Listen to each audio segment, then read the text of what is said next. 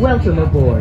Hello mga ka-otis na, it's another day, another travel, ang inyong pilingirang bakasyonista na walang pera. So for today's video nga ay pupuntahan natin ang pinakasikat na Statue of Liberty dito sa New York. Dahil ang Statue of Liberty ay isang isla at nasa gitna siya ng dagat kaya kailangan nating sumakay ng ferry boat papunta sa kabilang isla. Bago ka makapunta dito, kailangan mo munang bumili ng ticket na tinatawag nilang City Pass na pinakita ko sa previous video ko kung paano kami bumili. At sa City Pass na yon or ticket ay kasama na yung Statue of Liberty, Twin Tower Museum, the Empire State Building, at the Rockefeller kung saan makikita ang buong New York City. Kaya abangan nyo sa mga next vlog ko. Again, welcome aboard.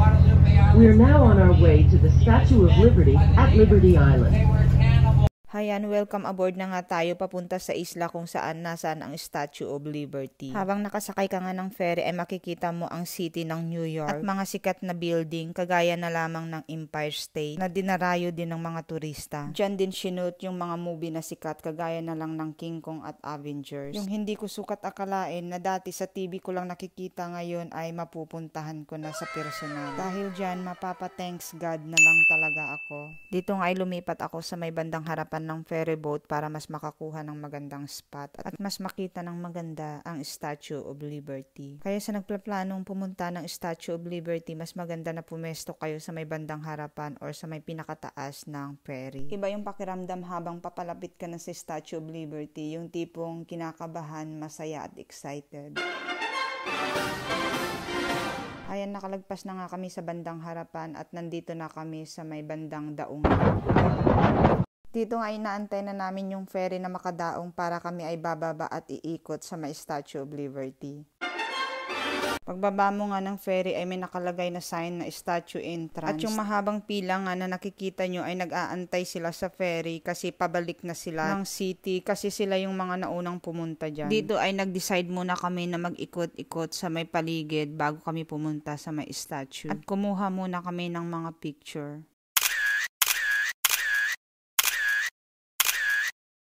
Sinulit na nga namin magpa-picture kasi once in a lifetime lang ito. Dumiretso na nga kami sa may Statue of Museum kung saan dito pinapakita yung history ng Statue of Liberty. Dito ay makikita mo rin every parts ng statue.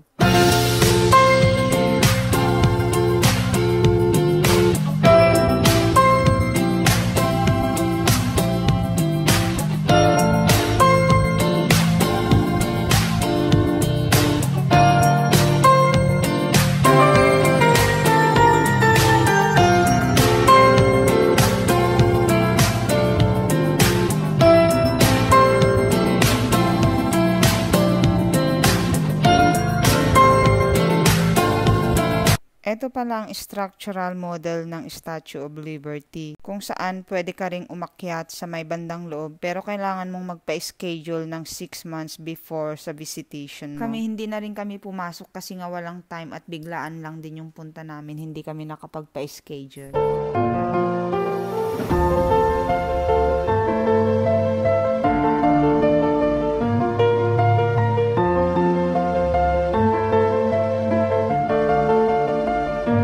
Dahil chance ko na ito kaya hayan nag-moment na ako. Dahil tapos na kami sa museum, hayan bumaba na kami at ngayon ay papunta na nga kami sa statue. Medyo may kahabahan konti yung lalakarin dito. Marami din seagull dito kasi nga nasa tabing dagat. At dito nga ay talagang papalapit na tayo dito sa Liberty. Kung dati sa movie ko lang ito napapanood, ngayon ay talagang abot kamay ko na.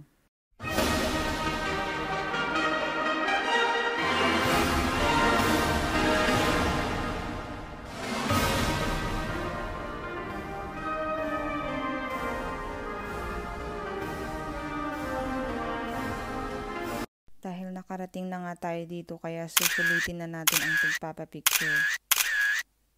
Dahil tapos na nga kaming mag-ikot sa may Statue of Liberty at eto sumakay na kami ulit sa ferry pabalik sa city. Kaya kahit paalis na ay todo video pa rin ako. Dahil once in a lifetime lang ito, kaya sulitin ko na. Pagkatapos ng Statue of Liberty, may isa pang islang madadaanan na pwede ka ring bumaba dyan, na tinatawag nilang Ellis Island, kasi yung ferry ay dumadaong dito. Pero kami hindi na kami bumaba kasi may schedule kami sa 9/11 Museum. Kaya abangan nyo sa next vlog ko. O siya mga ka-Otis, na hanggang dito na lang ang aking travel vlog sa Statue of Liberty ng inyong pilingerang bakasyonista na walang pera. Please like and subscribe. Mensi Mensi!